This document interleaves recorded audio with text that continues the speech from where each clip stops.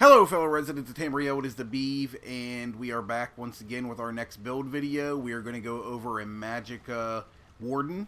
I do need to take a second to, I guess, make a disclaimer due to a comment that I got in one of my past videos. At no point ever in any of my videos do I claim any of this gear that I'm wearing is best in slot, or the rotations are best in slot, the abilities. I'm not claiming anything here is meta by any means. What I am claiming is that I spend hours on this test server messing around with things, doing different abilities, doing different gear sets, trying to come up with somewhat simple rotations with gear sets that produce a lot of damage. Sometimes they are very simple, sometimes they're not very simple. This is one of the ones that isn't very simple, unfortunately. There's a lot of, paying attention to what's going on. But regardless, I just want to put that out there that I'm not claiming any of this to be the best out there. I know there's different gear sets. I know there's, different abilities that can be used, and I'm just showing you what worked for me. I have went through and I have done my own personal research through trial and error on different abilities, different gear sets and whatnot, and have came up with something that works for me. Now, I will also say that, this isn't something that, you have to follow 100%. If you, look at this build and look at the abilities I'm using and see something that you like better about it, whether it be just an ability that you like seeing an animation from, or an ability that does damage, or just anything that you're partial to, then by all means, change things out, do what you want with it, make it your own. Now, this is what I do, this is what I found to make it my own, and I'm just hoping that other people can do the same thing. I can, give you a base grounds for what's going on that I like to do that does good damage, and then you tinker with it and make it better on your own, or, make it work for how your play style is. We're going to end the rant right there and get right into this build now. So this particular build, character sheet, 34,000 maximum magicka with a 1,400 recovery, 19,000 maximum health, 13,000 maximum stamina. We have a 3677 spell damage, a 47% spell critical, and a 6585 penetration. Our resistances sit at 15,510 and 11,880. All of our points are in magicka. We are using the Thief Mundus Stone for increased weapon and spell critical rating.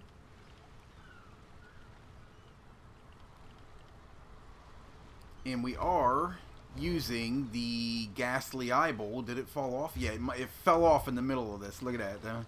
Now my maximum magicka dropped to 28,000 because my Ghastly Eyeball fell off. So let's put this back on. That Ghastly Eyeball does max magicka and magicka recovery. It's very similar like the Lava Foot Soup and Saltrice that I use on my stamina characters.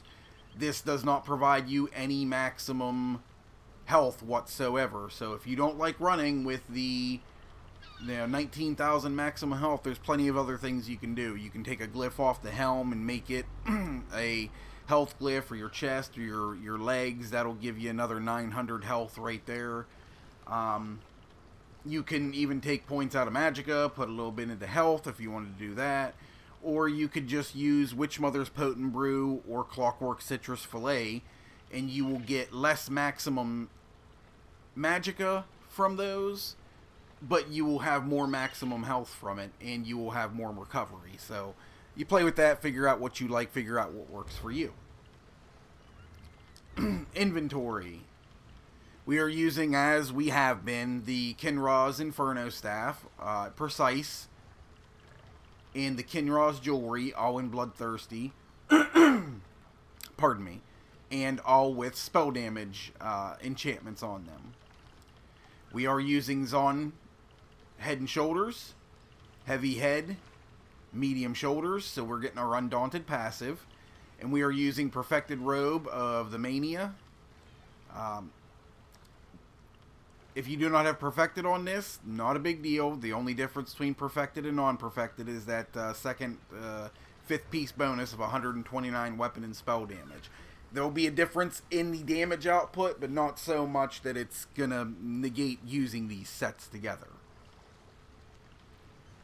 All of our body pieces are in Divine with maximum Magicka enchantments on them.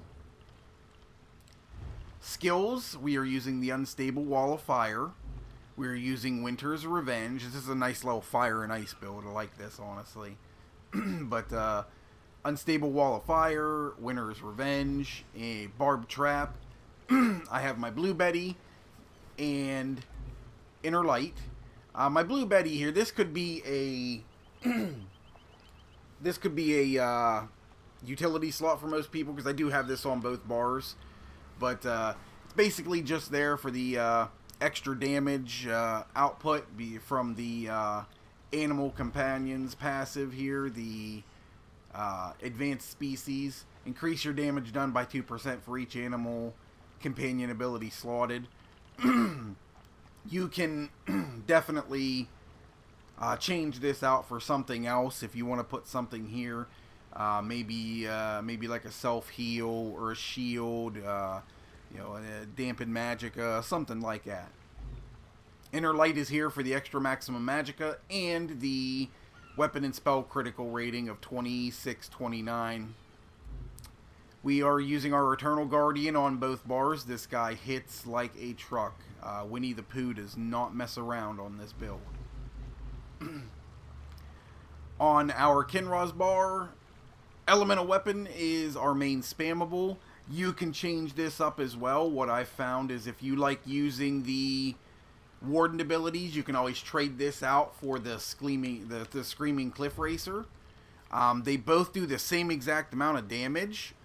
And the difference that you'll find here is, like, if you're attacking at range, then you probably want to use the Screaming Cliff Racer, because you get that damage boost from attacking at range.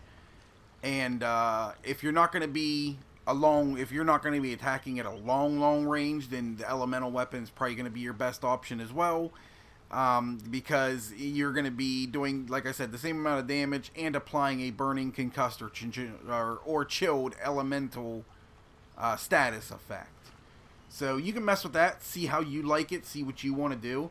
If you are going to try to, attack at range, definitely take off the Barbed Trap and then put on the accelerated or channeled acceleration from the Psijic Order line for your minor force buff.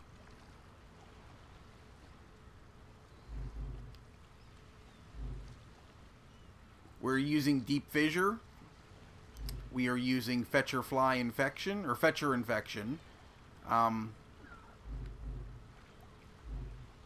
Blue Betty on this bar as well. We're going to keep this Blue Betty up at all times for our Magicka recovery that we get from it, and our weapon and spell damage increase that we get from it. Inner Light on this bar once again. And like I said, Winnie the Pooh's on this one also. Need to check something out real quick. So, my slottable items here.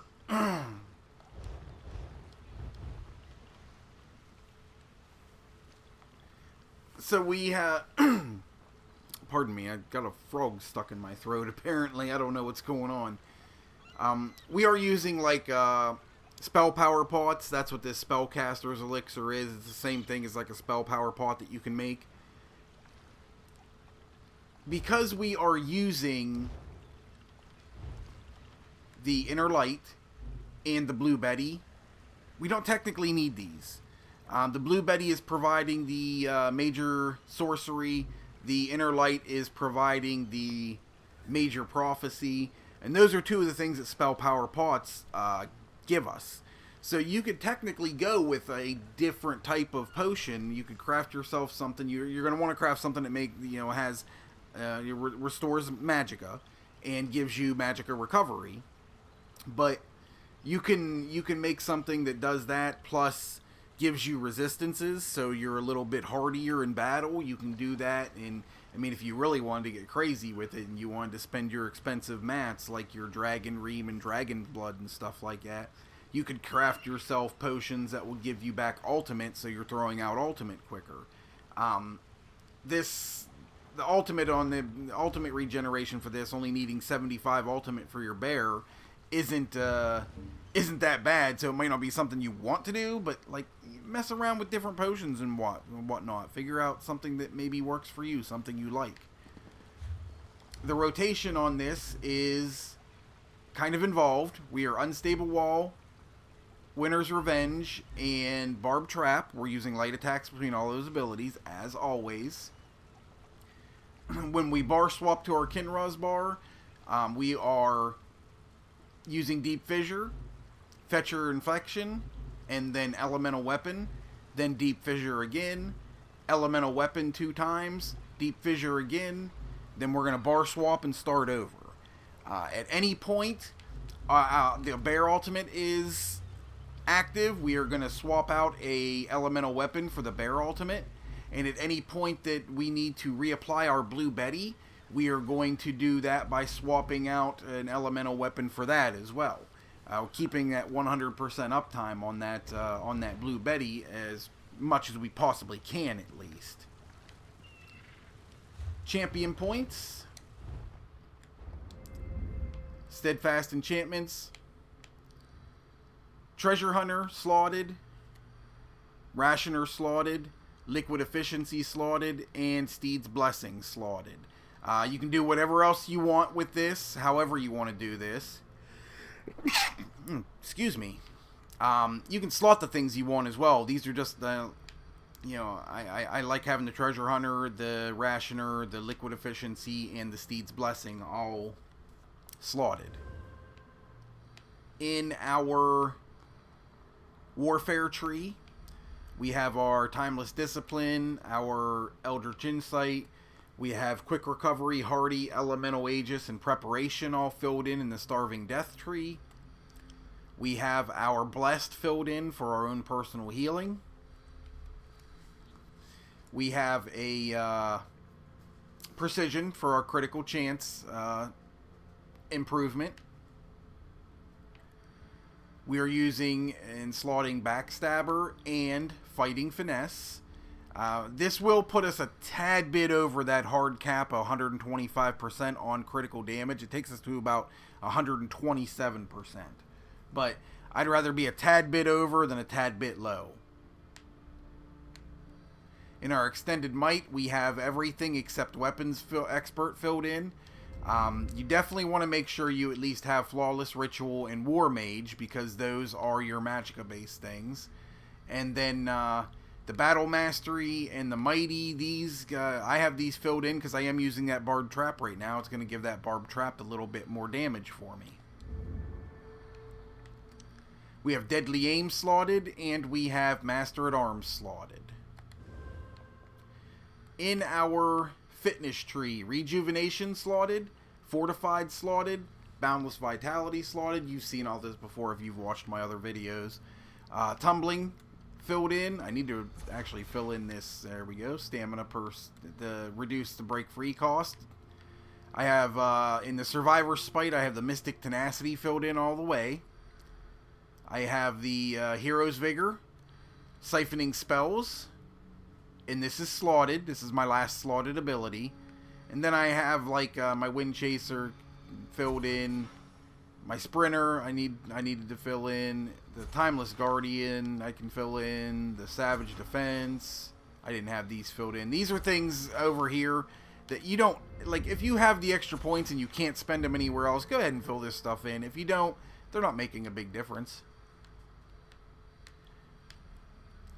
I do like filling in this Piercing Gaze, just so I can get to my Tempered Soul here, so I can resurrect with more resources if I do die.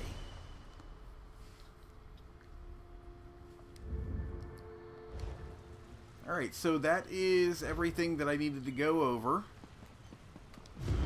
Go ahead and fill up all of our resources with our well here. Make sure we have an ultimate ready to go for when we want to drop it. You'll see this rotation is a little bit involved. You do have to pay attention to that Blue Betty when it's getting ready to expire and whatnot. But we will go over this, or we will run this parse. When we come back, I'll pull up the combat statistics on everything. We'll discuss that for a second, and then we'll wrap up the video.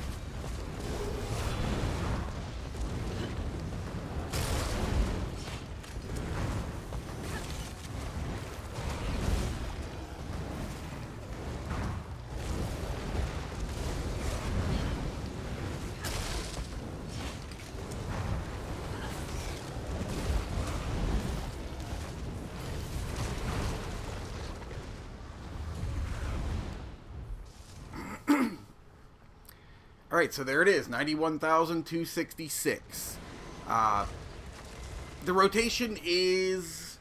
you gotta kind of wing it sometimes, honestly. You might have noticed that every now and again you see me throwing in a light attack when I had an extra second before bar swapping. Those are the little things that I'm talking about that makes this rotation a little bit more involved. If you want to be able to keep up that Blue Betty and be putting out your beetles every other elemental, every third ability, basically, you have to be able to, keep an eye on all that stuff. You'll notice there towards the end of the parse, I was getting low on magicka. It was this rotation is a resource drainer. I mean, I did get all the way through it, never had to worry about resources or whatnot, but it was a taxing rotation for the magicka pool. So without the correct type of group backing you and giving you resources and providing buffs for you, it could get a little bit hairy for some people. But to bring up, let's go to our combat metrics here. The critical damage sat at 127%, like I said a minute ago, right here.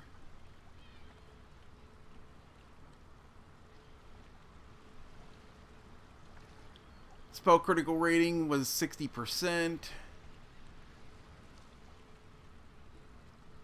58% of the damage, total damage we did was critical. 43% was normal. We did 15 million worth of critical damage and a little over 5 million worth of normal damage. Almost 75% of our damage output was critical damage. Our most damaging ability was not an ability at all. It was literally our light attack. This is why light attack weaving is so important. It hits like a truck. Deep Fissure came in behind that. Now, granted, the elemental weapon adds to that damage for the light attack as well, so that's definitely why it's going to be at the top there. But even when on builds that aren't using the elemental weapon, the light attack damage is normally in the top 3.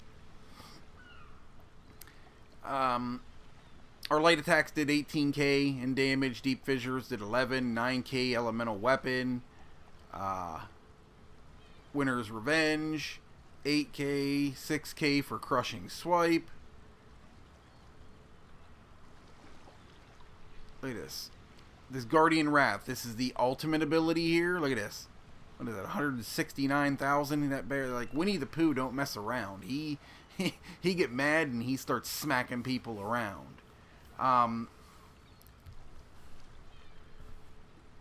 Between the Guardian's Wrath, the Swipe, and the Crushing Swipe, you got 6, you have 11 and a half, and 12, 15. So about 15k of this damage came from the bear being out and only having to activate him every 75 ultimate. Winnie the Pooh is a monster, and it's awesome having him out there doing the damage, to be honest with you. I don't think I have anything else to go over at this point, guys. I appreciate you guys tuning in. Thank you very much. This was a little longer than normal, and I apologize for it, but if you did like the video, please leave me a like, follow, give me a subscribe. If not, that's fine as well. But thank you guys very much for tuning in. I appreciate it greatly, and happy adventuring.